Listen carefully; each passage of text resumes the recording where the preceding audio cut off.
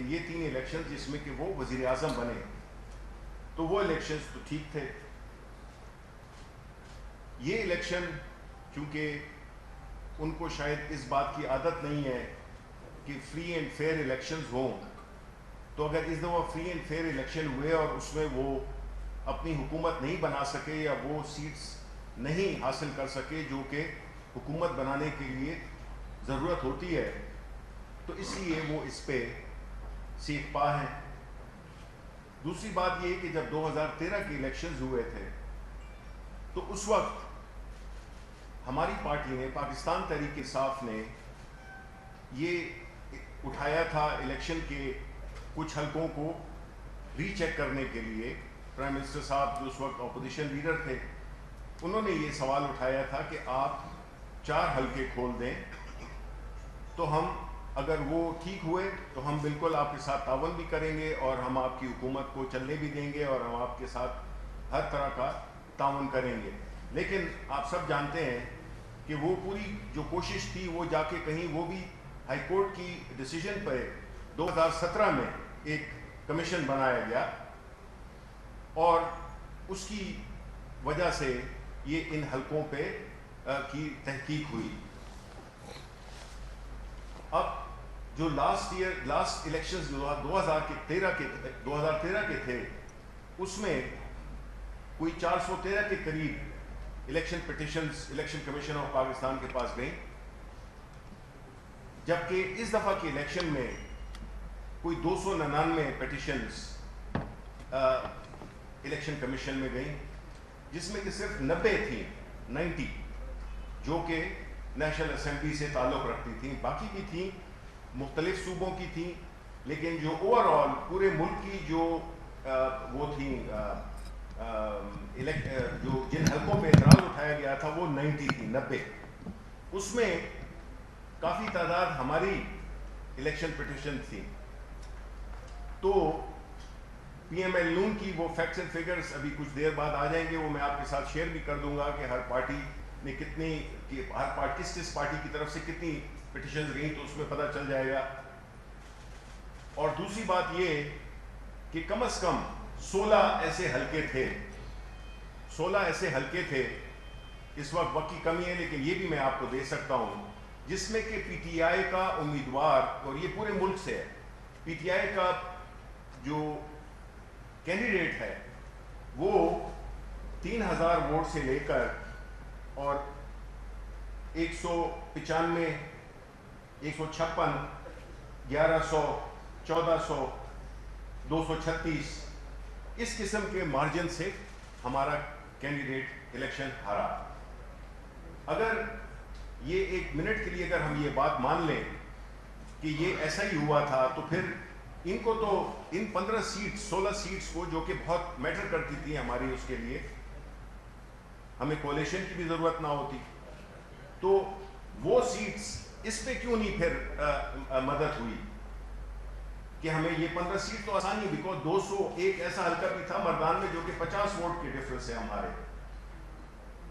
تو یہ بات کہنا کہ الیکشن کو متنازع بنانا، یہ تو ظاہر ہے کہ جب ہم نے یہ وتیرہ دیکھا ہے ان کا کہ جب چیزیں ان کے منشا کے مطابق ہوں، اگر کوئی کورٹ ان کے حق میں فیصلہ دے دے تو ٹھیک ہے، کوئی اگر ان کے خلاف دے دے تو وہ غلط ہے.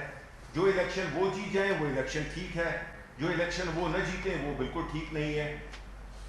تو یہ اس قسم کی جو ایک کنفیوژن پھیلانا، چیزوں کو جان بوجھ کر حقائق جانتے ہوئے چیزوں کو متنازع بنانا، اس سے وہ نہ پاکستان کی خدمت کر رہے ہیں نہ جمہوریت کی خدمت کر رہے ہیں، اور وہ ایسی ایک پولیٹیکل سیٹ اپ کو ڈسکریڈٹ کرنے کی کوشش کر رہے ہیں جس کو اون کرنے کا وہ خود دعویٰ کرتے ہیں. باقی اگر ان کے کوئی اعتراضات اور تھے تو ظاہر ہے ان کی پارلیمنٹ کے ممبران نیشنل اسمبلی میں موجود ہیں، صوبائی اسمبلیوں میں موجود ہیں. یہ الیکشن ریفارمز کیوں نہیں کرتے؟ الیکشن ریفارمز تو ہوئے تھے، انہی کی حکومت میں ہوئے تھے. زاہد حامد صاحب ہیڈ کر رہے تھے، میں بھی اتفاق سے اس کا ممبر تھا. اگر ان کو کوئی الیکشن کے انعقاد میں اس کی جتنے بھی پروسیس تھے اس کو کوئی تھا تو وہ اس میں وہ ڈال دیتے. وہ تو انہوں نے وہ اون کیا. وہ الیکٹورل ریفارمز انہی کی حکومت میں ہوئے تھے, اور ابھی بھی اگر کوئی کمی بیشی رہ گئی ہے تو وہ اپنے ممبران کے ذریعے اس کو وہ کر دیتے. لیکن ان کا مقصد اصل میں یہ ہے ہی نہیں. ان کا مقصد تو یہ تب ہوتا ہے جب ان کے ذہن میں ایک فری اینڈ فیئر الیکشن ہو. وہ تو ایسی تجاویز دیں گے جس سے کہ اس کرنٹ سیٹ اپ میں ان کو نقصان ہو, اور ان کی کوئی بھی وہ چیز جس کا کہ وہ اپنی کل کی تقریر میں, جو کہ ابھی میرے رفقا آپ اس کا تفصیل سے جواب دیں گے, تو اس الیکشن کو, ڈیموکریسی کو آپ متنازع نہ بنائیں.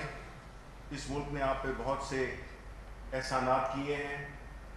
آپ لنڈن میں بیٹھ کر, ایک بات تو میں آخر میں کہہ دوں کہ کل آپ سب نے دیکھا ہوگا, ہمیں بھی بڑی خوشی ہوئی کہ نواز شریف صاحب بڑے توانا, تندرست, حشاش بشاش لگ رہے تھے. آیا ان کا پاکستان آنے کا کوئی ارادہ ہے یا نہیں ہے؟ آیا وہ ابھی بھی اسی بات پہ قائم ہیں کہ وہ بیمار ہیں؟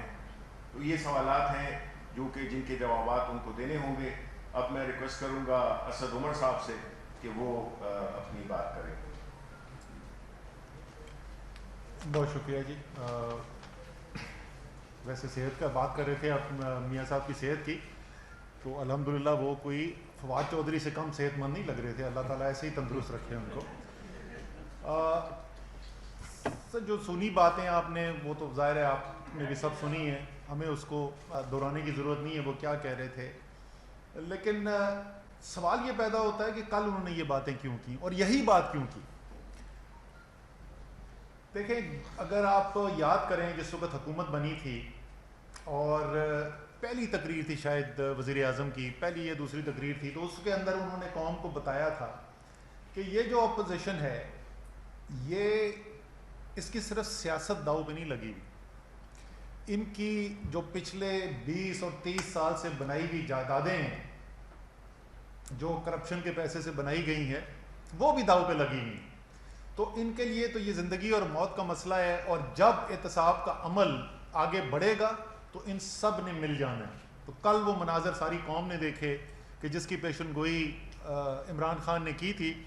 اور یہ میں آپ کو بتا دوں کہ یہ آج سے 8-8.5 سال پہلے جب میں نے پارٹی جوائن کی تھی, شاہ صاحب کو یاد ہوگا, شبلی کو یاد ہوگا, یہ وزیر اعظم اس وقت بھی یہی بات کرتے تھے جس وقت یہ ایک دوسرے کے بارے میں الٹا لٹکانے, پیٹ کاٹنے, ضیاء الحق کی پیداوار اور پتہ کیا کیا ایک دوسرے کو کہتے تھے. یہ اس زمانے میں بھی وزیر اعظم جو ہیں عمران خان صاحب جو ہیں اس وقت بھی یہی کہتے تھے کہ اندر سے سب ایک ہیں, کیونکہ طریقہ کار ایک ہے, وہی کرپشن کرنی, وہی سیاست کو استعمال کرنا جائیدادیں بنانے کے لیے, اور پھر جائیدادوں کو بچانے کے لیے سیاست کو استعمال کرنا. حکومت جب آئی, ظاہر ہے عمران خان جو ہیں انہوں نے یہ جو باریاں چل رہی تھیں وہ باریاں توڑ دیں.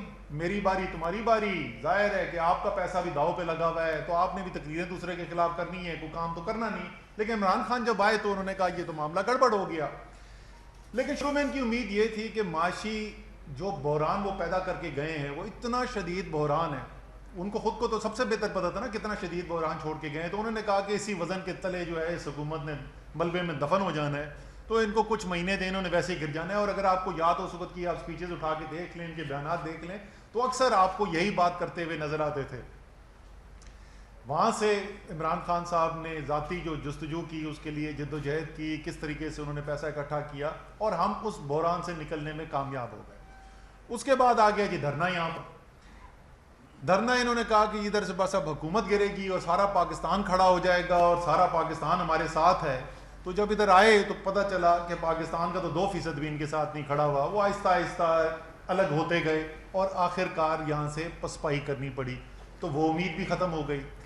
پھر اس کے بعد ایک دنیا میں ایک عالمی بحران آیا, کورونا کا ایسا مرض پھیلا دنیا کے اندر کہ دنیا کی معیشت ہل کے رہ گئی, لوگوں کے ملکوں کے صحت کے نظام ہل کے رہ گئے. اور بڑا آپ اس میں شروع کے دن دیکھیں تو بڑا جوش اور ولولہ نظر آتا تھا ان لیڈران کے اندر. کوئی لندن سے بھاگے بھاگے واپس بھی آ گئے اسی امید کے اوپر کہ ابھی پاکستان کے اندر تباہی بربادی آئے گی, تو اس کو پھر ہم بنیاد بنا کے حکومت کو جو ہے وہ ختم کریں گے.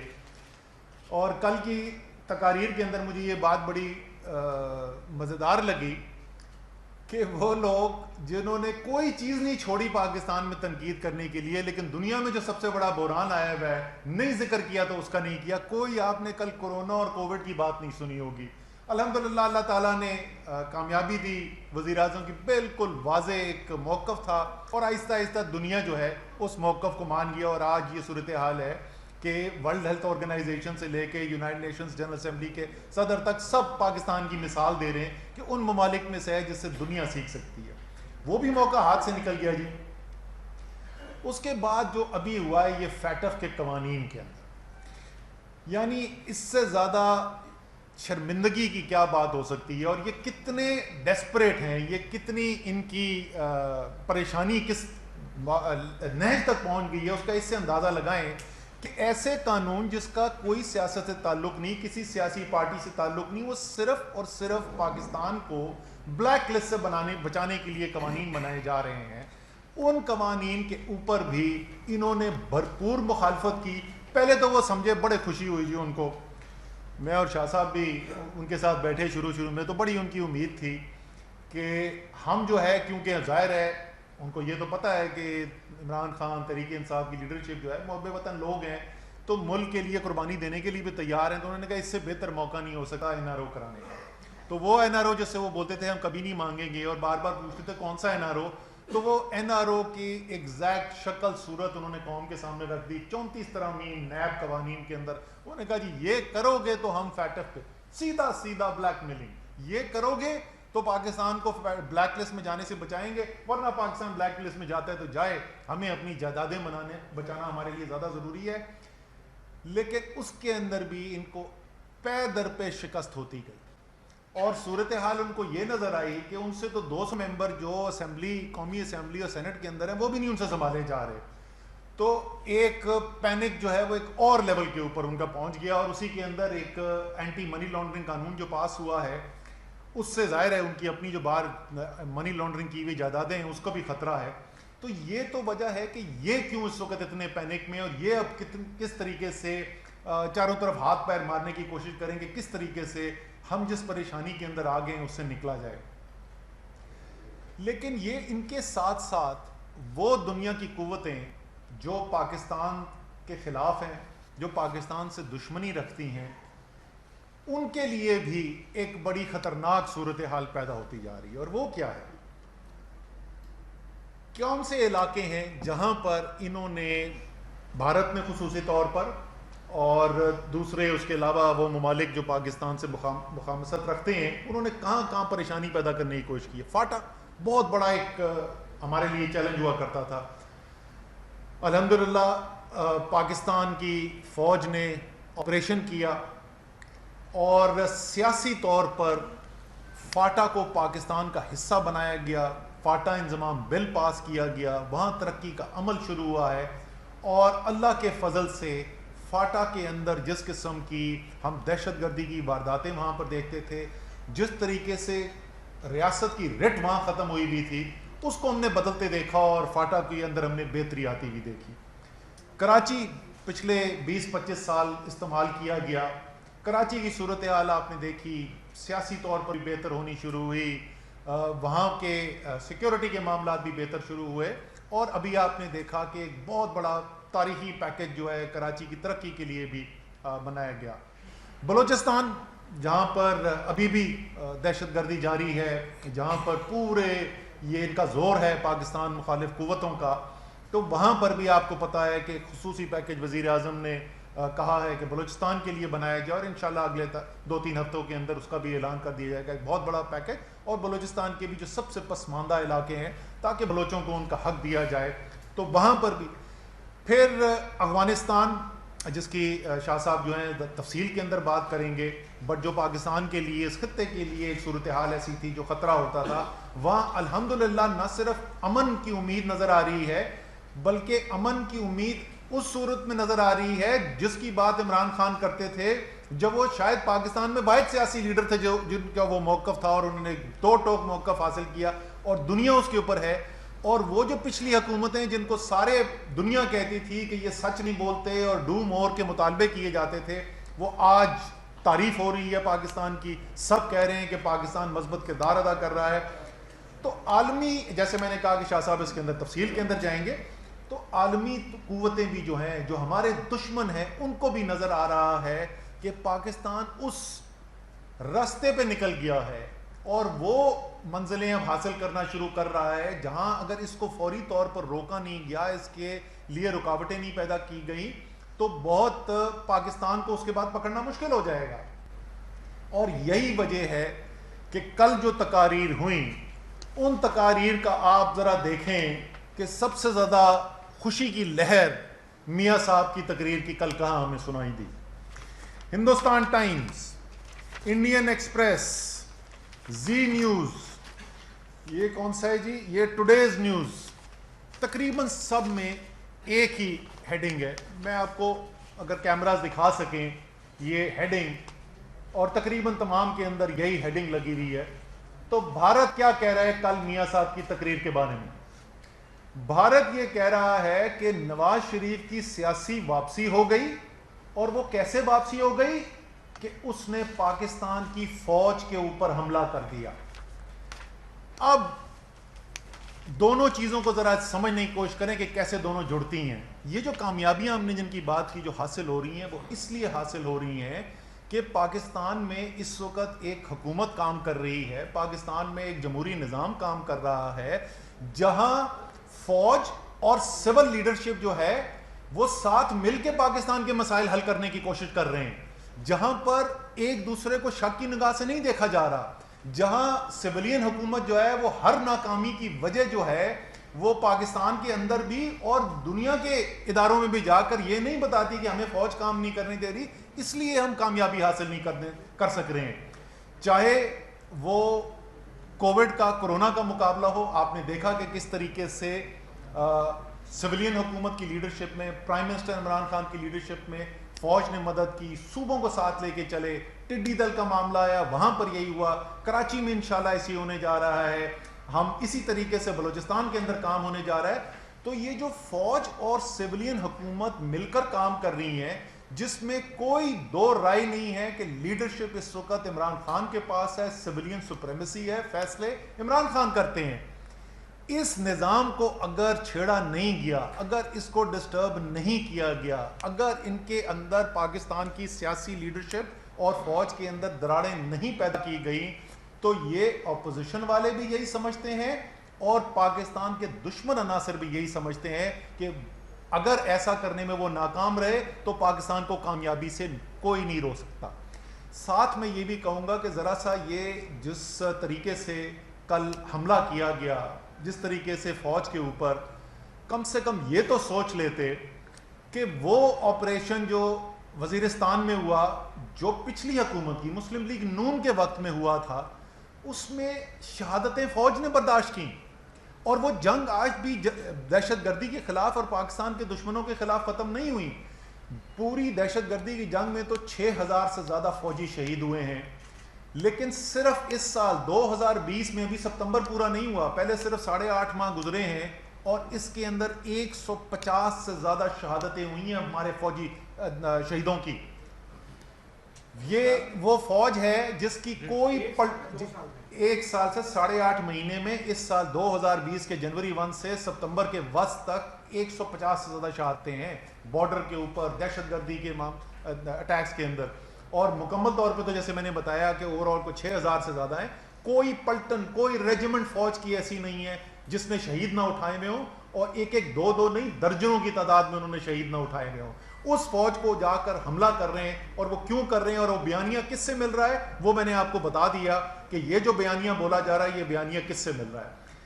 لیکن یہ میاں صاحب کا کوئی نیا کام نہیں ہے, یہ فواد چودھری آپ کو تفصیل کے اندر بتائیں گے کہ کیا کر رہے ہیں. میں بنیادی طور پہ میاں صاحب کا جو طرز عمل ہے بڑا سادہ سا, اگر ادارہ ان کے مکمل قابو میں نہیں ہے تو میاں صاحب کی جنگ ہے اس ادارے کے ساتھ. اس وقت جو ہے وہ کون ان کے کنٹرول میں نہیں ہے, فوج ان کے کنٹرول میں نہیں ہے, فوج کا اٹیک ہم نے آپ کو بتا دیا.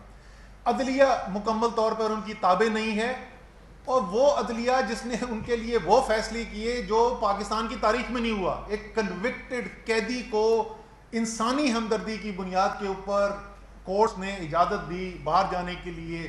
حکومت نے کہا کہ اچھا انسانی ہمدردی کی بنیاد پہ ہم ان کو باہر جانے دیتے ہیں. وہ باہر جا کے تو ابھی جہاز میں بیٹھے تو پتہ چل گیا تھا کہ کتنے وہ بیمار تھے, اس کا جواب وہ خود دیں گے. انہوں نے جوڈیشری کو کل نہیں چھوڑا. یعنی اگر کوئی بھی ایک فیصلہ ایسا ہو جو ان کے خلاف ہو تو جوڈیشری جو ہے وہ انصاف نہیں دے رہی. اگر فوج ان کے لیے نہ کام کرے, اور چیف کمال کی بات انہوں نے کی, وہ کہتے ہیں کہ جی آج تک پاکستان کی تاریخ میں کوئی فری الیکشن نہیں ہوا. بھائی آپ 3 دفعہ وزیر اعظم بنے, کیا آپ اقبال جرم کر رہے ہیں؟ اسی طریقے سے نیب کو, اب نیب کی کارکردگی پہ کوئی اعتراض کرتے تو سمجھ میں آتی تھی, لیکن جس طریقے کے گرے ہوئے حملے 3 دفعہ پاکستان کا وزیر اعظم ذاتی حملے نیب چیئرمین کے اوپر, کون نیب چیئرمین؟ میاں صاحب یہ آپ نے لگایا تھا, یہ تحریک انصاف کا لگایا ہوا چیئرمین نہیں تھا, یہ آپ کا لگایا ہوا چیئرمین ہے. تو انہوں نے کسی ادارے کو نہیں چھوڑا. وہ کہہ رہے ہیں کہ یا, اور جو ان کی پرانی خواہش ہے وہ 90 کی دہائی کی امیر المومنین بننے کی خواہش تھی, جو قانون میاں صاحب کے آڑے آتا ہے وہ قانون ختم کر دیا جائے, جو ادارہ آزاد قانون کی بنیاد کے اوپر, آئین کی بنیاد کے اوپر کام کرے وہ ادارہ تباہ کر دیا جائے. وہی ان کی سیاست جو ہے وہ چل رہی ہے, اور آج تک بھی وہی سیاست ان کی آج بھی چل رہی ہے. اور اسی کی تفصیل میں بتانے کے لیے میں درخواست کروں گا فواد چودھری صاحب سے کہ وہ ذرا سا اور لوگوں کو یاد دلائیں, خاص طور پہ نوجوانوں کو جنہوں نے وہ نہیں دیکھا, کہ میاں صاحب کی سیاست کا سفر کیا گزرا ہے. جی بسم اللہ الرحمن الرحیم. پہلی بات تو بڑی تفصیل سے اسد عمر صاحب نے, اس سے پہلے شبلی فراز صاحب نے جو بتایا, تو پہلے تو میں شبلی فراز صاحب کو مبارکباد سے شروع کرنا چاہتا ہوں. پاکستان نے نئی روایت کا آغاز کیا ہے انفارمیشن منسٹری نے. دیکھیے لیگلی اگر آپ جاتے اور سندھ ہائی کورٹ کا اگر ججمنٹ اگر آپ سامنے رکھتے تو نواز شریف صاحب کا خطاب دکھانا غیر قانونی ہو جاتا, لیکن انہوں نے پرائم منسٹر صاحب کی نے جس کھلے دل کا مظاہرہ کیا, انفارمیشن منسٹری نے اور حکومت نے جس طریقے سے فیصلہ کیا اور کہا کہ آپ اپوزیشن کی ساری تقاریر جو ہیں وہ دکھائیں, اور یہ ایک نئی روایت کا آغاز تھا. اور میرا خیال ہے کہ پارلیمان میں بھی جس طریقے سے تقریریں ابھی دکھائی جا رہی ہیں, پاکستان کی تاریخ میں اس طرح سے کبھی جو آزادی آج میڈیا کو اپوزیشن کوریج کے حوالے سے حاصل ہے, یہ پاکستان کی تاریخ میں اس سے پہلے کبھی حاصل جو ہے وہ نہیں رہی. دوسری بات یہ ہے کہ کل جو ابو بچاؤ کانفرنس ختم ہوئی, اس کا جو بنیادی نقطہ تھا وہ یہ تھا کہ دیکھیں اگر تو جوڈیشری اور فوج ہمارے ساتھ ہیں تو ان سے اچھا کوئی ادارہ ہی نہیں ہے. اگر یہ عوام نے جس طریقے سے ان کو باہر نکالا اور عمران خان کی قیادت میں عوام نے جس طریقے سے نواز شریف کی حکومت سے جان چھڑوائی, اگر فوج اور جوڈیشری ہمارے ساتھ کھڑے نہیں ہوتے تو وہ بہت خراب ہے. اب اگر کل کی آپ نواز شریف صاحب کی تقریر سنیے تو اس میں کیا ہے؟ اس میں یہ ہے کہ فوج بڑی بری ہے, جوڈیشری بہت بری ہے, نیب بہت بری ہے. تو پاکستان میں سارا ہی بہت برا ہے, اسی لیے تو آپ لندن بیٹھے ہیں. اور یہ پہلے لیڈر ہوں گے پاکستان کی تاریخ کے جو مے فیئر کے مہنگے ترین اپارٹمنٹس میں بیٹھ کے لوگوں کو کہہ رہے ہیں کہ آپ سڑکوں پہ نکل آئیں. اب آپ اندازہ لگائیے اس مذاق کا جو نواز شریف قوم سے کر رہے ہیں اور ہمارے ساتھ کر رہے ہیں. اور پہلی بات تو یہ ہے کہ ہمیں اپنی غلطی ماننی چاہیے, اور وہ غلطی یہ تھی کہ ہم نے جس طریقے سے وہ باہر گئے اس طریقے سے ہم نے کوشش تو کی, 7 ارب روپے کا ہم نے بانڈ رکھا کہ کم از کم ہمیں, مجھے تو خیر پہلے دن سے پتا تھا انہوں نے واپس نہیں آنا. اسد بھائی نہیں مان رہے تھے, کہہ رہے تھے آ جائیں گے, اور باقی لوگ جو ہیں وہ کہہ رہے تھے کہ آ جائیں گے. لیکن اب ایشو یہ ہے کہ ہمیں پتا تھا کہ انہوں نے واپس نہیں آنا, اسی لیے ہم نے 7 ارب روپے کا بانڈ جو ہے وہ رکھا تھا. اور وہ 7 ارب کا بانڈ اب اسی جوڈیشری نے جس کو وہ کل تنقید کا نشانہ بنا رہے ہیں, اسی جوڈیشری نے ریلیکس کیا تھا, اور اسی جوڈیشری نے کہا تھا کہ نہیں شہباز شریف جو ہے اس کے اوپر چلے جائیں. جو کل کا جو ساری اگر ایمفیسس اگر نواز شریف صاحب کی تقریر کا آپ دیکھیں تو یوں لگتا ہے جیسے انہیں وہ جو بھولنے کی بیماری ہوتی ہے, الزائمر ہو گیا ہے, کہ ان کو یاد ہی نہیں رہا کہ وہ کس طریقے سے سیاست میں اٹھے. یعنی پہلا الیکشن جو انہوں نے لڑا 1979 میں تحریک استقلال کے ٹکٹ پہ, نواز شریف تو کونسلر کا الیکشن ہار گئے تھے گوال منڈی سے. 1983 میں جنرل جیلانی صاحب کی جو نظر ہے وہ اس نوجوان نواز شریف کے اوپر پڑی, اور انہوں نے ان کو اپنا سپورٹس ایڈوائزر لگایا.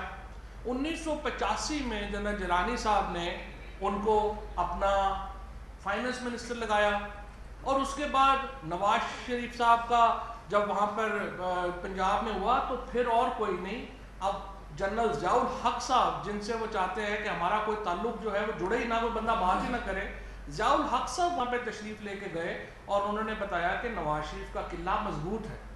یہ ابتدا تھی نواز شریف کی سیاست. اس کے بعد اگر آپ عدلیہ کی بات کریں، 1993 میں نواز شریف کی حکومت وہ واحد پاکستان کی تاریخ کی حکومت ہے جو آرٹیکل 52(8)(b) کے تحت ڈسمس ہوئی اور پھر اس کو عدلیہ نے بحال کیا. اور بے نظیر بھٹو شہید کہتی تھی کہ یہ چمک کا نتیجہ ہے. اس کے بعد نواز شریف صاحب نے 96 میں اس کے بعد جس طریقے سے ججز میں بریف کیس بھیجے گئے، کوئٹہ بینچ کا فیصلہ وہ ہمارے سامنے ہے. اس کے پہلے یہ جو لڑائی ہے فوج کے ساتھ، یہ کسی ایک فرد کے ساتھ نواز شریف صاحب کی لڑائی نہیں ہے.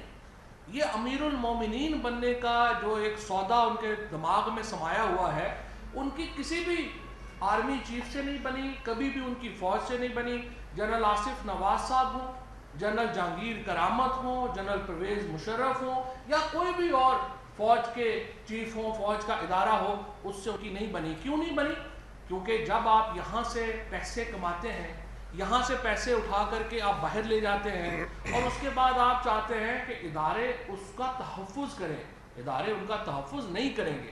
آج جس طریقے سے پاکستان کی حکومت کو، ہمیں تو کوئی فوج سے گلا نہیں ہے، ہمیں تو جوڈیشری سے کوئی گلا نہیں ہے. جوڈیشری میں روزانہ جو ہے وہ روزانہ ہمارے اوپر ریمارکس بھی آتے ہیں، کبھی بات بھی آتی ہے. ہر کیبنٹ میٹنگ میں پرائم منسٹر صاحب یہ کہتے ہیں کہ یہ جوڈیشری کے جو ریمارکس آئے ہیں ان کا احترام کریں. اگر چیف جسٹس صاحب نے کسی بات کے اوپر ڈسپلیئر کا اظہار کیا ہے تو ہمیں کہا جاتا ہے پرائم منسٹر صاحب کی طرف سے اس کو ایڈریس کریں، کیونکہ ہم ایک ڈیموکریٹک گورنمنٹ ہیں، ہم اداروں کو ساتھ لے کے چلنا چاہتے ہیں. اگر آپ جس طرح سے میں عرض کیا، اگر سارے ہی ادارے آپ کے خلاف ہیں، پاکستان کے عوام نے 1,70,00,000 ووٹ پی ٹی آئی کو ملا ہے اور پی ایم ایل این کو 1 کروڑ سے بھی کم ووٹ ملا ہے، اور اسی طرح سے جو پیپلز پارٹی کو بھی جو ووٹ ملا ہے. سو ہمیں پہلی بار اپوزیشن کو، یا کل جس طرح سے نواز شریف صاحب کہہ رہے ہیں، کس منہ سے وہ پرائم منسٹر کو کہہ رہے ہیں کہ وہ استعفیٰ دے دیں؟ ہم آپ کی بھیک سے تو نہیں آئے ہوئے. پاکستان کے عوام نے عمران خان کو پاکستان کا وزیر اعظم بنایا ہے. 2023 میں دوبارہ مارکا ہوگا، میدان بھی ہوگا، گھوڑا بھی ہوگا. آپ تشریف لائیے اور ہمیں امید ہے کہ آپ اگلے الیکشن تک تو ضرور تشریف لے آئیں گے، یا مجھے ارادہ تو ابھی بھی نہیں لگ رہا. اب بھی جو سارا جھگڑا ہے وہ یہ ہے کہ کسی طریقے سے مریم بی بی کو لندن بھیج دیا جائے. یہ کوئی جھگڑا نہیں ہے. ابھی جس طرح سے پرائم منسٹر صاحب نے اس دن بات کی کہ ہم اپوزیشن سے ہر بات کے اوپر بات کرنے کو تیار ہیں. جھگڑا کیا ہے؟ جھگڑا یہ ہے کہ آپ ہمارے کیسز میں ہمیں ریلیکسیشن دیں. اگر آپ اپنے کیسز میں ہمیں ریلیکسیشن نہیں دیتے تو ہم آپ کے خلاف ہیں اور ہم آپ کے استعفے مانگ رہے ہیں. بڑی دلچسپ بات یہ ہے کہ کل نواز شریف صاحب نے یوسف رضا گیلانی صاحب کے ڈپارچر کے اوپر افسوس کا اظہار کیا کہ بڑا افسوس ہوا یوسف رضا گیلانی صاحب اپنا میعاد جو ہے وہ پوری نہیں کر سکے. بھائی آپ کو میں یاد دلاؤں، آپ ہی تو پٹیشنر تھے یوسف رضا گیلانی صاحب کے خلاف. کالا کوٹ پہن کے صبح 9 بجے جو ہے وہ کورٹ کا آغاز ہوتا تھا، آپ 7:45 بجے پہنچ جاتے تھے سپریم کورٹ کالا کوٹ پہن کے. وہ آپ کو بھول گئے. ہر اس ملک میں جمہوریت کے خلاف جتنی سازشیں ہوئی ہیں، نواز شریف اور ان کی قیادت میں مسلم لیگ نون ان سازشوں کا لازمی جزو رہی. اس ملک میں جتنی سازشیں جوڈیشری کے خلاف ہوئی ہیں، نواز شریف اس کا ایک اہم حصہ جو ہے وہ رہے ہیں. اور اب ہمیں بتا رہے ہیں آ کر کے کہ یہ حکومت جو ہے یہ اس طرح آئی ہے اور اس طرح آئی ہے. میں یہ سمجھتا ہوں کہ جس طریقے سے آج اسد عمر صاحب نے پوری طریقے سے جس طریقے سے آپ کے سامنے بیان رکھا، آپ دیکھیے کہ یہ جو معاملات ہیں، یہ جو کڑیاں ہیں، یہ مل کس طرح سے رہی ہیں. جس طریقے سے امریکہ میں بیٹھے ہوئے ایک بھارت نواز گروپ جس کی قیادت حسین حقانی کر رہا ہے، اس کا جو نیریٹو ہے اور اس کے جو ساتھیوں کا نیریٹو ہے وہ جس طریقے سے سپریڈ کیا جاتا ہے، اس کی ایک مثال ابھی اسد عمر صاحب نے آپ کے سامنے رکھی کہ کس طرح سے یہ آپ دیکھیں کل کی جو نواز شریف کی تقریر ہے وہ کہاں سیلیبریٹ ہو رہی ہے، ہندوستان میں سیلیبریٹ ہو رہی ہے. اس کا مطلب یہ ہے کہ یہ جو ایک نیریٹو ہے, یہ جو بیانیہ ہے, یہ پاکستان کے اندر نہیں بنایا گیا, یہ پاکستان کے باہر بنایا گیا, اور اس کو کئی ایسی قوتوں کی حمایت اور مدد حاصل رہی ہے. کیونکہ دیکھیں, اداروں کے خلاف آپ ایک تحریک کھڑی کریں گے, اس کا فائدہ کس کو ہوگا؟ اس کا فائدہ پاکستان کے دشمنوں کو ہوگا, کیونکہ ریاستیں اداروں کے اوپر کھڑی ہوتی ہیں. اگر اداروں کو آپ کنٹروورشل کر دیں, اگر اداروں کو آپ متنازع کر دیں, تو آپ ریاست کو متنازع کر رہے ہیں. اور نواز شریف اسی معاملے کے اوپر چل رہے ہیں. میں باقی جو پارٹیز تھیں ان کو میں یہ ضرور یاد دلا دوں کہ 2002 میں نواز شریف صاحب جب کلثوم نواز شریف مرحومہ جو تھی وہ ایک تحریک چلا رہی تھی, اس وقت ایک طرف بے نظیر بھٹو شہید کے ساتھ مذاکرات ہو رہے تھے PMLN کے, دوسری طرف حکومت کے ساتھ مذاکرات ہو رہے تھے, اور پھر ساری پارٹیز کو یہاں پر سڑکوں کے اوپر چھوڑ کے نواز شریف خود سارا خاندان لڑیاں ڈالتا وہ باہر چلا گیا. تو یہ باقی پارٹیز جو ان کے ساتھ کل بیٹھی تھی, میں ان کو یاد کرا دوں کہ ذرا آپ تاریخ کے اوپر بھی نظر رکھیے گا. یہ نہ ہو کہ آپ سارے یہاں پہ لوگوں کو نکالتے رہ دیں اور یہاں پہ جو ہے وہ اور ڈیلیں جو ہیں وہ اس کی کوششوں میں لگے رہیں. اور دوسری طرف جس طریقے سے انہوں نے عدلیہ کو میں سمجھتا ہوں متنازع کیا ہے, عدلیہ نے جتنے بڑے فیصلے پاکستان میں عدلیہ نے نواز شریف کے حق میں کیے, آپ اٹھا کے دیکھ 2007-8 میں 8 سال کے بعد جب نواز شریف پاکستان آئے, سپریم کورٹ نے 8 سال کی لمیٹیشن معاف کی اور نواز شریف کا کیس سنا. اس سے پہلے نواز شریف کا جو اتفاق گروپ میں جو ان کو ریلیف دیا گیا, حدیبیہ میں جو ان کو ریلیف دیا, پریسیڈنٹڈ ہے پاکستان کی تاریخ کے. لیکن آج عدلیہ بھی بری ہے, آج پاکستان کی فوج بھی بری ہے, آج پاکستان کی حکومت بھی بری ہے. اس طرح سے معاملہ چلنا نہیں ہے. یہاں پر انشاءاللہ تعالیٰ پرائم منسٹر صاحب کو, پاکستان تحریک انصاف کی حکومت کو پاکستان کے لوگوں نے منتخب کیا ہے, اور صرف پاکستان کے لوگوں کے پاس یہ اتھارٹی ہے کہ وہ اپنی حکومت بدل سکیں. بہت شکریہ. بسم اللہ الرحمن الرحیم. میرے 3 ساتھیوں نے جو گفتگو آپ کے سامنے پیش کی ہے, اس کا خلاصہ میں آپ کی خدمت میں عرض کرنا چاہتا ہوں. اور خلاصہ یہ ہے کہ کل کا جو اجلاس ہے اس سے مجھے ایک مایوسی کا اظہار دکھائی دیا, اور ایک نا امیدی کی گردان تھی جو دہرائی گئی کل کے اجلاس میں. کل کا اجلاس جو ہے, اگر آپ اس کا بغور مطالعہ کریں تو وہ تضادات کا مجموعہ ہے. آپ اگر ایک ایک نقطے کو, وقت نہیں ہے تفصیلات میں جانے کا, تضادات کا مجموعہ ہے. اور جیسے کہ ابھی کہا گیا کہ سب سے زیادہ شادیانے کہاں بج رہی ہیں؟ آپ کے پڑوس میں. کیوں؟ کہ ہر اس ادارے کو نشانہ بنایا گیا جس ادارے سے وہ خائف ہیں, اور وہ سمجھتے ہیں کہ اس ادارے نے پاکستان کی سلامتی کے لیے اپنا خون دیا ہے, اور پاکستان اور دہشت گردی کو شکست دینے میں جو انہوں نے کردار ادا کیا ہے, آج دنیا اس کی تعریف کر رہی ہے. اب جیسے کہ پہلے کہا گیا کہ مایوسی کیوں تھی؟ مایوسی کی وجوہات ہیں. بہت سی امید لگا رکھی تھی کہ ہم نے معیشت کو اس حد تک دیوالیہ کر دیا ہے کہ یہ چل نہیں پائیں گے. جو ریسورس گیپ ہے وہ اتنے غالباً $20 ارب کا ریسورس گیپ چھوڑ کے گئے تھے, تو یہ ان سے پورا نہیں ہوگا. یہ تو اللہ کا کرم ہوا اور دوست ممالک نے ہمارا اس آڑے وقت میں ساتھ دیا, اور پھر IMF کے ساتھ ایک معاہدہ ہو گیا کہ ہم اس سے نکل آئے. اور جس کو وہ سمجھتے تھے کہ یہ بالکل ایک, انہوں نے جانے سے پہلے ایسے اعلانات کیے کہ آنے والی حکومت کے لیے مالی مشکلات پیدا ہوں گی, اس سے الحمدللہ ملک اب آہستہ آہستہ باہر آ رہا ہے. کووڈ کے چیلنج کے باوجود آپ کے جو اکنامک انڈیکیٹرز ہیں وہ اب سدھرنے شروع ہو گئے ہیں. نمبر 1. نمبر 2, خیال تھا کہ دھرنے سے امید تھی, وہ تتر بتر ہو گیا. آپ کے سامنے ہے, وضاحت کی ضرورت نہیں ہے. اس کے بعد جیسے کہ اسد عمر نے کہا, دنیا ابھی بھی کہہ رہی ہے کہ کووڈ کا چیلنج ختم نہیں ہوا. آج یورپ میں دوبارہ جو وہ نئی حکمت عملی کے بارے میں سوچ رہا ہے, کیونکہ کیسز پھر بڑھنا شروع ہو گئے.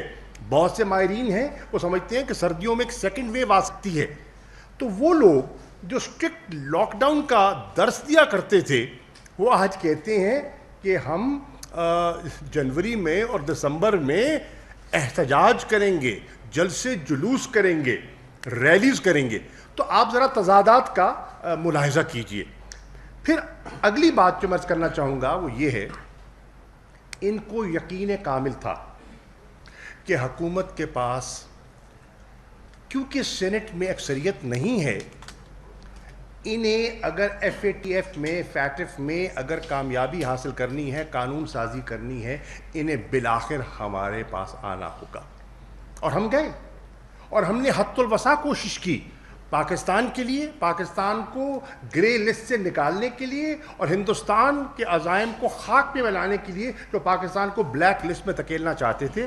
ہم نے بہت سی ان کی طرح جو مین تھی, امینڈمنٹس تھی, ان کو انکارپوریٹ کیا. دے ور کنونسڈ کہ نمبرز پورے نہیں ہوں گے, اور جوائنٹ سیشن میں ان کو جو سبکی اٹھانی پڑی اس کے ذمہ دار ہم نہیں ہیں. وہ اپنی صفوں کو ٹٹولیں, وہ اپنی صفوں کو ٹٹولیں, اور ان کو اندازہ ہوگا کہ کمرے سے باہر کیا کہا جاتا ہے اور کمروں کے اندر بیٹھ کر کیا انڈرسٹینڈنگ دی جاتی ہے. یہ بھی ایک تضاد ہے جو قوم کے سامنے آیا. پھر ان کا خیال یہ تھا کہ حکومت اتنی پھنسی ہوئی ہے اور ایک ڈیڈ لائن ہے, پلینری کا سیشن آ رہا ہے, تو یہی وقت ہے نچوڑنے کا. اور 34 کے قریب انہیں ترامیم پیش کر دیں کہ این آر او کیا کہتے ہیں. این آر او کیا تھا؟ آج کے اس دور کا این آر او نیب کو لپیٹنا ہے. نیب کو لپیٹنا ان کی مراد تھی, ان کی منزل تھی. جب انہیں یہ واضح ہو گیا کہ عمران خان اس پر تیار کسی صورت نہیں ہوں گے, تو انہوں نے اپنی حکمت عملی پر نظر ثانی کی. اب دوسری بات جو میں عرض کرنا چاہتا ہوں وہ ٹائمنگ کی ہے. وہ ٹائمنگ اس لیے ہے کہ حکومت کو تو اب تقریباً 2 سال سے کچھ عرصہ زیادہ ہوا. اب یہ 2 سال کے بعد یک لخت یہ جو آج جوش دیکھ رہے ہیں, جو ایک نیا جوبن اور نیا ابھار دیکھ رہے ہیں, اس کی وجہ کیا ہے؟ اس کی وجہ یہ ہے کہ اب وہ مکمل طور پر قائل ہو چکے ہیں کہ انہیں این آر او یا نیب کے قوانین میں جو رعایت درکار تھی, جس کے وہ طالب تھے, وہ نہیں ملے گی. نمبر 1. اس کے ساتھ ساتھ وہ اس نتیجے پہ پہنچے ہیں کہ ان مقدمات کو جتنا وہ لٹکا سکتے تھے وہ لٹکاتے رہے. اب وہ اپنے منطقی انجام کے قریب ہیں, اور اگر وہ اپنے منطقی انجام کو پہنچتے ہیں تو مشکلات میں اضافہ ہوگا. تو اس لیے یہ ایک ڈسپریٹ موو تھی, اور اس کا اظہار آپ کے سامنے ہوا. اب 3 باتیں انہوں نے کی جو فورن پالیسی سے متعلقہ ہیں. آئیے ان کا 1 منٹ میں اس کا جائزہ لے لیتے ہیں. انہوں نے ذکر کیا کہ افغانستان میں ان کو ناکامی ہوئی. خدا را, آپ کس کو نادان بنا رہے ہیں؟ پوری دنیا آج پاکستان پر جو نکتہ چینی کرتی تھی آج معترف ہے. پاکستان نے جو ایک فیسیلیٹیٹر کا رول پلے کیا ہے اس امن کے عمل میں, اس میں پوری دنیا آج پاکستان کی تعریف کر رہی ہے. ہمارے جو ناقدین ہیں, نہ چاہتے ہوئے بھی انہیں اظہار کرنا پڑا. پیس ایکارڈ ہوا, پولیٹیکل نیگوشیٹڈ پولیٹیکل سیٹلمنٹ ہمارا موقف تھا, عمران خان کا موقف تھا, تحریک انصاف کا موقف تھا. دنیا قائل نہیں تھی, قائل ہوئی, کامیابی ہوئی. 29 فروری کو ایک پیس ایکارڈ دوحہ میں ہوا, مشکلات کھڑی کی گئیں, اور آپ کو پتہ ہے کہ سپوائلرز نے جو اپنا رول پلے کرنے کی کوشش کی وہ بھی آپ کے سامنے ہے. لیکن آپ نے دیکھا کہ بالآخر پریزن ریلیف ہوئی, اور اس کے بعد ریلیز ہوئی, اور جو انٹرا افغان نیگوسیشنز ہیں اس کا عمل شروع ہو گیا ہے. تو افغانستان میں ایپیکس کا ابھی اجلاس ہوا ہے حال میں, اور اس میں طے ہوا ہے کہ جتنے ہمارے جو ایشوز ہیں, ہمارے پاس جو میکنزم ہے ہم اس کو بروئے کار لائیں گے. تو افغانستان میں ایک ڈرامیٹک شفٹ آیا ہے. اس کو ناکامی نہیں, اس کو کامیابی کہتے ہیں. دوسری بات انہوں نے کی کشمیر پہ. سر آپ اٹھا کے دیکھ لیجئے اور پلیز مطالعہ کیجئے کہ یہ کئی سال حکومت میں رہے, کتنی شد و مت سے ان نے کشمیر کا مسئلہ اٹھایا اور کہاں کہاں اٹھایا, اور عمران خان نے کس مؤثر انداز میں جنرل اسمبلی میں کشمیر کا مقدمہ پیش کیا. پاکستان نے انسانی حقوق کو سامنے رکھتے ہوئے ہیومن رائٹس کاؤنسل میں, او آئی سی کے کانٹیکٹ گروپ میں جو مشترکہ اعلامیہ جاری کروایا اور مختلف فورمز پر اس ایشو کو اٹھایا. آپ پوچھ لیجئے, ایک وقت تو یہ بھی تھا کہ وزارت خارجہ میں کے ورڈ پر پابندی تھی, ذکر نہیں کیا جاتا تھا کہ لوگ نالاں نہ ہو جائیں, اور وہ آج کہیں کہ اس پر انہیں تشویش ہے. جب یہ مسئلہ عروج پہ تھا تو توجہ کس نے ہٹائی؟ توجہ اس مسئلے سے کس نے ہٹائی؟ ہم نے نہیں, دھرنے نے ہٹائی. یہ بھی لوگوں کے سامنے آنا چاہیے. اور پھر اگر کشمیر کی پالیسی پر آپ کو اعتراض ہے اور آپ کو اس پہ ریزرویشنز ہیں تو متفقہ قراردادوں کا آپ حصے دار رہے ہیں. کیا اسی اسمبلی میں کیا آپ نے جوائنٹ ریزولوشن سائن نہیں کیے؟ آپ نے کشمیر پر جو گورنمنٹ نے پیش کیے کیا آپ اس کا حصے دار نہیں بنے؟ اور اگر آپ نے اس پر اتفاق کیا اور یونینیمس ریزولوشنز آپ نے پاس کیے تو پھر تو آپ نے اتفاق کیا. تیسرا نقطہ جو میں عرض کرنا چاہتا ہوں, انہوں نے کہا کہ سی پیک کو رول بیک کیا گیا. کمال کی بات ہے, جو جس ملک کے ساتھ ہم اس پر کام کر رہے ہیں, میں ابھی 21 اگست کو ہو کے آیا ہوں اور میری چین کے وزیر خارجہ سے تفصیلی گفتگو ہوئی ہے, وہ مطمئن ہیں. نہ صرف وہ مطمئن ہیں, وہ آگے بڑھنے کے لیے تیار ہیں. انہوں نے نہ صرف آگے بڑھنے کا فیصلہ کیا ہے, انہوں نے اس حکومت کے ساتھ, ہماری حکومت کے ساتھ فیز 2 کا معاہدہ کیا ہے. چلیے فیز 1 تو چل رہا تھا جو انفراسٹرکچر سے تعلق تھا جس کا, لیکن انڈسٹریل ریلوکیشن ہے, ایگریکلچر پروڈکٹیوٹی ہے, اپنا جو نئے 2 جوائنٹ ورکنگ گروپس بنے ہیں ایگریکلچر کا, سائنس اینڈ ٹیکنالوجی کا, یہ کب ہوا ہے؟ یہ تو اب ہوا ہے, اس دور میں ہوا ہے. تو رول بیک نہیں, وہ پروجیکٹس رول آن ہو رہے ہیں اور انشاءاللہ اپنے حتمی نتیجے کو پہنچیں گے. تو یہ قوم کو بالکل کسی شک و شبے میں نہیں رہنا چاہیے کہ ہاتھی کے دانت دکھانے کے اور چبانے کے اور یہ جو دکھا رہے ہیں اور جمہوریت کا ان کو آج درد دکھائی دے رہا ہے, یہ جمہوریت کا درد نہیں ہے, یہ درد کوئی اور ہے. یہ ملک کا درد کم ہے اور ذات کا درد زیادہ ہے, اور اس پہ لوگوں کو, پاکستان کے لوگ باشعور ہیں, پاکستان کے لوگ سنتے سب کی ہیں, فیصلہ خود کرتے ہیں. ان کی گفتگو بھی سنی, ہماری بھی سن رہے ہیں, اور ترازو میں رکھ کے تولیں گے اور تول کر فیصلہ کریں گے کس بات میں وزن ہے.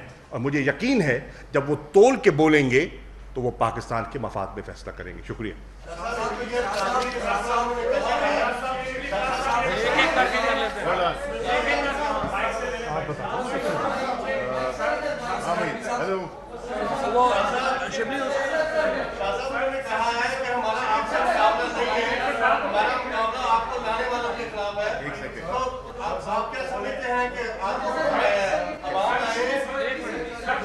ایک سوال, ایک جواب دے دو, ایک ایک کر کے لینا بھائی جان. میں جواب دیتا ہوں, میں جواب دیتا ہوں. میں جواب سوال سمجھ لیا. جی آپ چلے آپ ریگولیٹ کر لیں.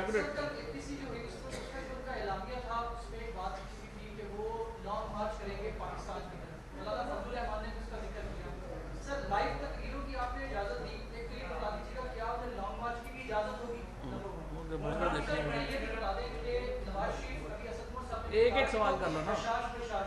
سر گورنمنٹ میں آپ لوگ ہیں, سر عدالتوں نے بھی مفروض کہا ہوا ہے, آپ نے بلایا ہوا ہے, طلب کیا ہوا ہے نواز شریف کو. یہ آپ کی رسپانسبلٹی ہے کہ نواز شریف کو واپس لائے جائیں. حکومتی سطح پر سر آپ کیا اقدامات کریں؟ پہلی بات تو یہ ہے کہ ہماری ذمہ داری, آپ نے صحیح نشاندہی کی ہے, ضرور ہوگی. کیا ان کی اخلاقی ذمہ داری نہیں ہے؟ کیا وہ عدالت کو یہ تاثر دے کر نہیں گئے تھے؟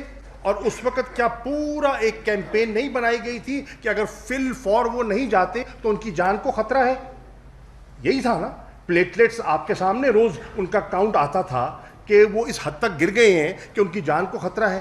اور الحمدللہ اگر وہ صحت یاب ہیں اور ان کی جان کو خطرہ نہیں ہے تو کیا وہ اپنے قول کے پابند نہیں ہیں؟ کیا انہیں اخلاقی طور پر واپس خود نہیں آنا چاہیے؟ جو وہ اوروں کو تلقین کر رہی ہیں کیا اس پر عمل ان کو نہیں کرنا چاہیے؟ نمبر 1. نمبر 2 آپ کا دوسرا سوال کا ہے.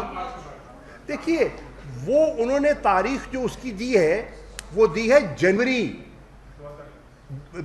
2021. ٹھیک ہے ان بقول ان کے. تو ابھی تو اس میں کئی طویل راتیں ہیں اندر, اور آپ کو پتہ ہے کہ کئی دفعہ وہ فیصلوں پر نظر ثانی بھی فرما لیتے ہیں. سوال یہ ہے کہ ماضی میں بھی وہ میں عرض کر چکا پہلے کہ ہاتھی کے دانت دکھانے کے اور چبانے کے اور وہ کئی قسم کی باتیں کرتے رہے ہیں. اور پھر جن آپ نے سوال کیا تھا کہ ان کا اشارہ کس کی طرف ہے, دیکھیے ہم سمجھتے ہیں کہ پاکستان کے لوگوں نے اپنے ووٹ کے ذریعے اس حکومت کو الیکٹ کیا ہے. ہم ووٹوں سے آئے ہیں, ہم چور دروازے سے نہیں آئے, منتخب ہو کر آئے ہیں, اور پاکستان کے لوگوں نے ایک واضح مینڈیٹ دیا ہے. میں سمجھتا ہوں کہ کل انہوں نے ان لاکھوں ووٹرز کی تصحیح کی ہے, 1.70 جیسے آپ کہہ رہے ہیں, ان لوگوں کی تصحیح کی ہے, ان کے سیاسی شعور پر سوالیہ نشان کھڑا کیا ہے, اور یہ درست نہیں ہے.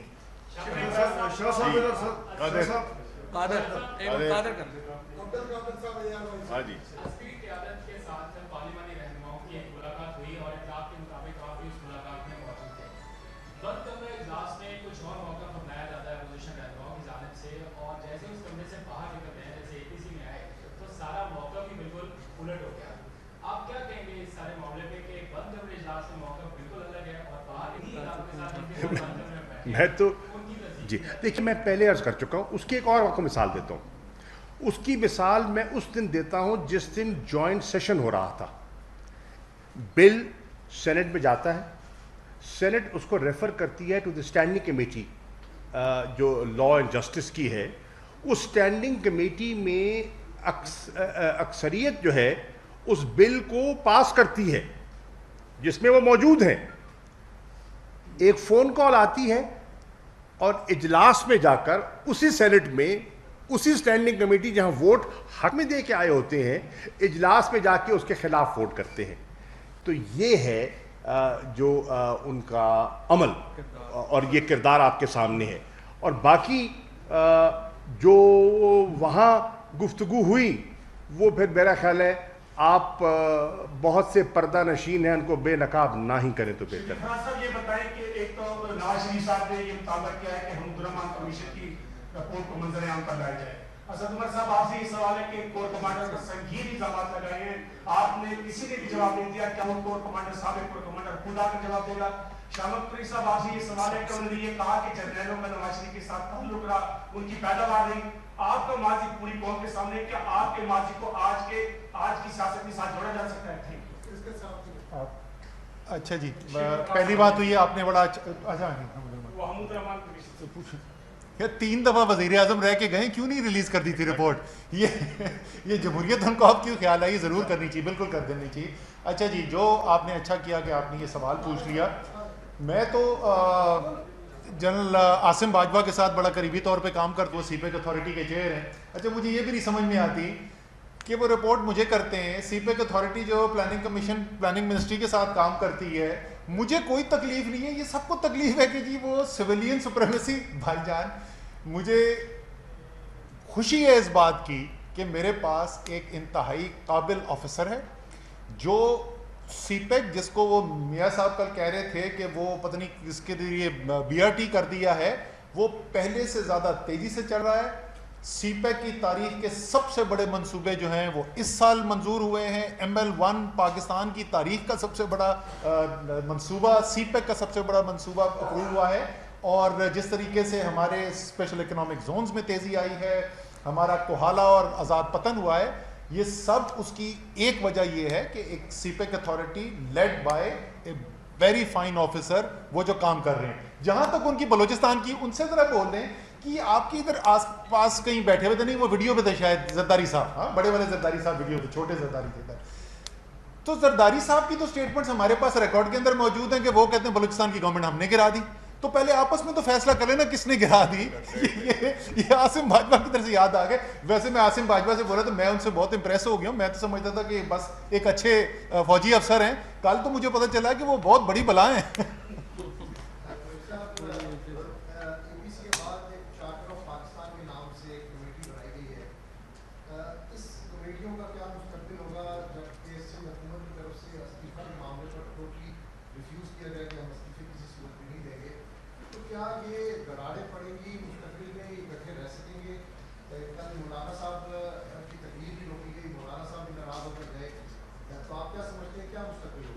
دیکھیے ان میں کون سی قدر مشترک ہے. آپ دیکھیں یہ جو الائنس ہے نا, یہ الائنس آف کنوینئنس ہے. یہ کوئی نظریاتی الائنس نہیں ہے. نظریاتی طور پر تو یہ ایک دوسرے کے سفارا رہے ہیں.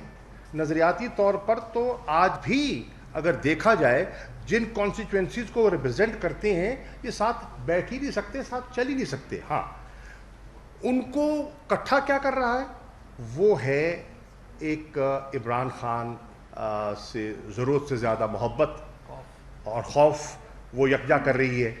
اور یہ وقتی ہے, یہ صرف اپنے ایک مقصد کے حصول کے لیے ہے. اور ان کا مقصد اگر ان کو پورا ہوتا ہوا دکھائی دیا تو یہ پھر تتر بتر ہو جائیں گے. آپ کا خیال ہے کہ یہ کوئی دیرپا ہے؟ یہ دیرپا نہیں ہے, یہ آبجیکٹو اورینٹڈ ہے. ایک نمبر دو, آپ کہہ رہے ہیں کہ یہ اصولوں کی بات, اصولوں پہ تو آپ بات کریں تو ووٹ پورے کتنے ہوتے ہیں اور کھڑے کتنے ہوتے ہیں اور گنتی ہوتی ہے تو کتنے نظر آتے ہیں. تو پھر اب یہ بتائیں, پھر ان کے خلاف کارروائی ہونی تھی, ان سینیٹرز کے خلاف جنہوں نے ان کے بقول ان کی پیٹھ میں چھرا گھونپا. ان کے بارے میں پوچھنا چاہوں گا, بڑی کمیٹی بنی تھی نا, جیسے آپ نے کہا کمیٹی بنی ہے جی, اس کمیٹی نے کیا فیصلہ کیا؟ کارروائی ہونی تھی نا. کس کے خلاف ڈسپلنری ایکشن ہوا؟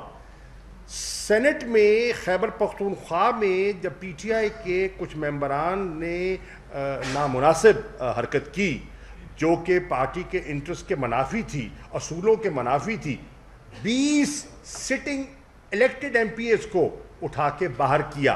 آپ نے ایک کو کیا نہیں کیا. سو میں عرض کر رہا ہوں یہ گفتگو ان کی اور ہے اور عمل ان کا اور ہے.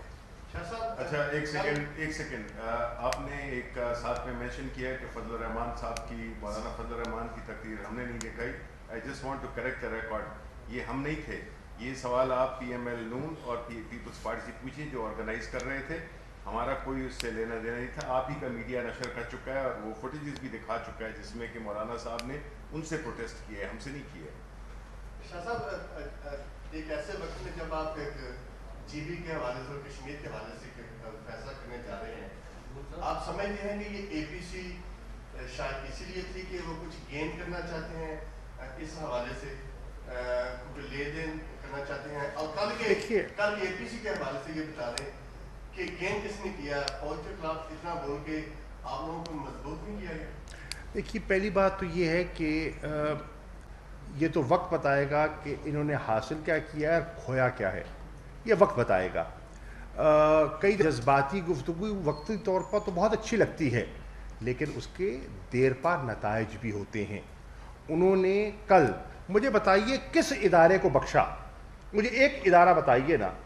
انہوں نے فوج کو تنقید کا نشانہ بنایا, انہوں نے جوڈیشری کو تنقید کا نشانہ بنایا, انہوں نے الیکشن کمیشن کو تنقید کا نشانہ بنایا, انہوں نے نیب کو تنقید کا نشانہ بنایا.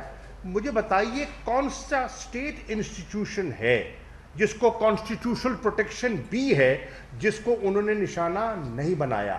اس سے اگر آپ سمجھتے ہیں کہ انہوں نے دل جیتے ہیں تو ان کو مبارک ہو. جی بی کے حوالے سے, ہاں جی بی کے حوالے سے دیکھیے ہم نے واضح طور پر کہا ہے, ہم نے نہ نیب کے بارے میں نہ کسی اور بارے میں سودے بازی نہ کرنی ہے نہ کریں گے. گلگت بلتستان کے لوگوں کی ایک خواہش ہے, آج سے نہیں درینہ خواہش ہے کہ ان کا اپنا ایک خود ہونا چاہیے, وہ آئیڈینٹی چاہتے ہیں. اس کے لیے ہم نے کہا کہ مل بیٹھ کر ہم اس پر ایک اتفاق رائے پیدا کر لیں کہ ان کی خواہش بھی پوری ہو جائے, اور اس سے بڑھ کر ہمارا جو کشمیر کا موقف ہے جس میں ہمیں آزاد کشمیر کی حکومت بورڈ لینا تھا اور لیا اور لیں گے, اور اس کے ساتھ ساتھ ہم ایک نیشنل کنسنسس بھی بنائیں گے. اس پر پیپلز پارٹی ماضی میں باتیں کرتی رہی, کچھ اقدامات انہوں نے اٹھائے. نواز شریف صاحب کے دور نواز عزیز صاحب کی سربراہی میں ایک کمیٹی بنائی گئی, اس کمیٹی کی رپورٹ آپ کے سامنے ہے, اس کا ملاحظہ کر سکتے ہیں.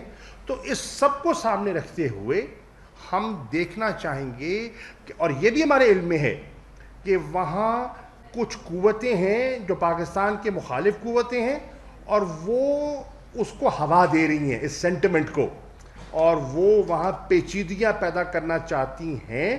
اس کی بہت سی وجوہات ہیں, وہاں وہ سب نیشنلزم کو ہوا دینا چاہ رہی ہیں. تو ان کے عزائم اپنی جگہ اور پاکستان کے مفادات اپنی جگہ. ہم اس پر کھلے دل سے بیٹھ کر گفتگو کرنے کے لیے تیار تھے تاکہ اس پر ایک نیشنل کنسنسس ہو سکے اور ہم آگے بڑھ سکیں. شاہ صاحب ثناء اللہ کے بعد آپ شبلی صاحب ابھی فواز صاحب نے بتایا کہ سپریم کورٹ کا ایک بڑا واضح بلکہ سیدھا ہائی کورٹ کا ایک ڈیسیجن ہے کہ کنوکٹڈ پرسن جو ہے وہ لائیو نہیں جا سکتے, خاص کر نیشنل ٹیلی ویژن.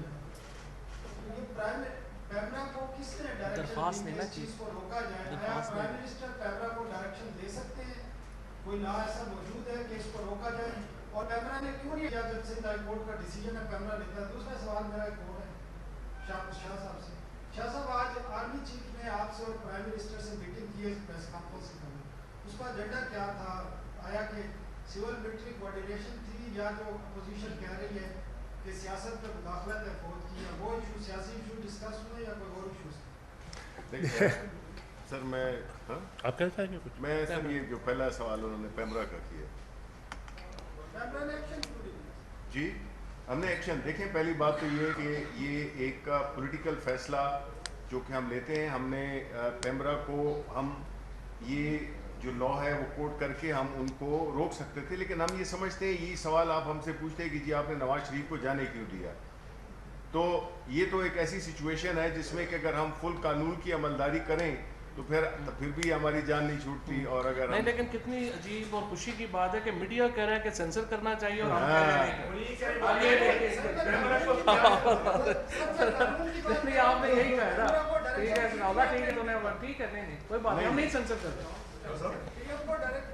میں کروں جی, آپ کا جو دوسرا سوال کا حصہ ہے اس پہ قبلہ عرض یہ ہے, ہمارے 100 سیاسی اختلافات, میں آج بھی ان سے کہوں گا please do not drag national institutions into politics.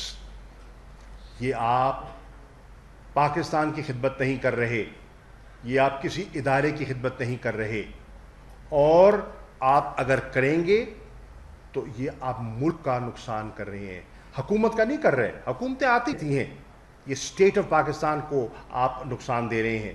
آپ انہی کا کھیل کھیل رہے ہیں جو اس ادارے کو تنقید کا نشانہ بنانا چاہتے ہیں, اور ان کے پیچھے عزائم ہیں ان کا حصے دار بالکل نہ بنیے. یہ آپ کے اور ملک کے مفاد میں نہیں ہے.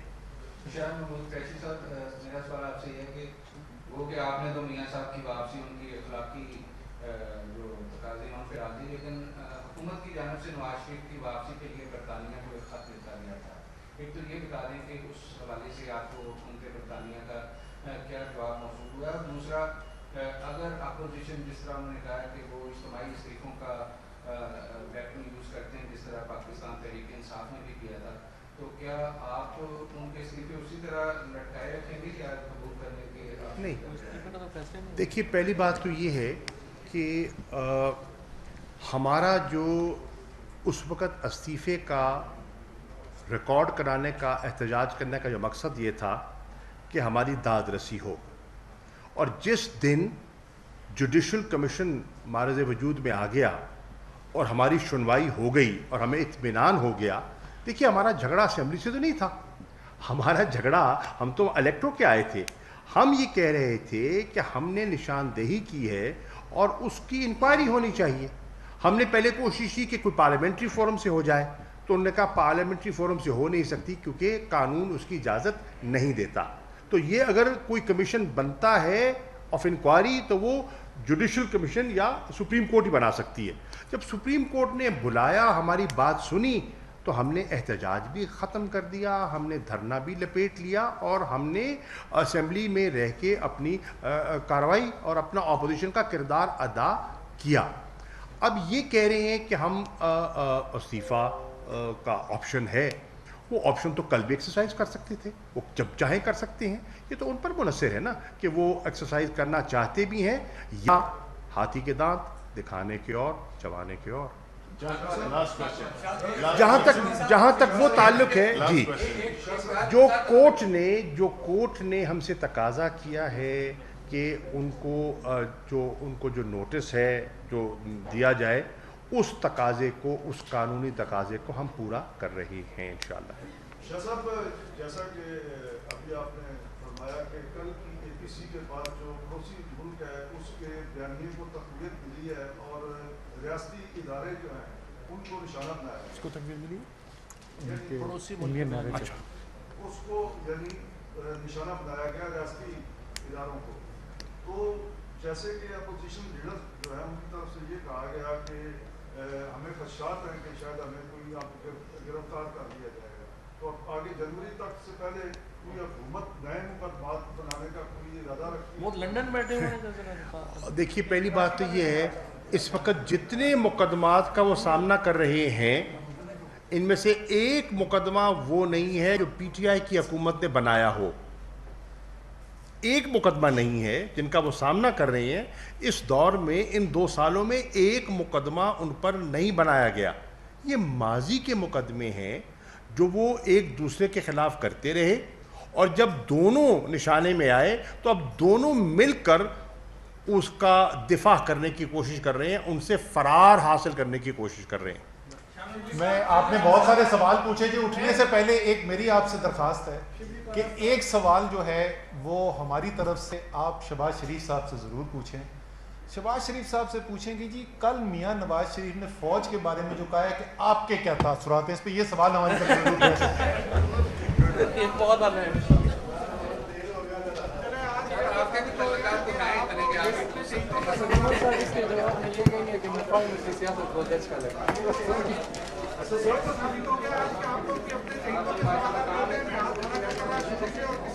سر میں نے تو کسی کا بھی سوال نہیں لیا. نام سر نام میں معافی چاہتا ہوں, لیکن اچھا رویہ ہے آپ لوگوں کا بھی اور جو آپ سے اچھا خوبصورتی یہ ہے کہ آپ گلا اس سے کر رہے ہیں نہ جس نے کوئی سوال لیا نہ جس سے کسی نے کوئی سوال پوچھا, تو ان سے پوچھے نا بھائی. بات یہ ہے اصل بات یہ ہے کہ کیمرے کے اختیارات استعمال کر سکتے ہیں.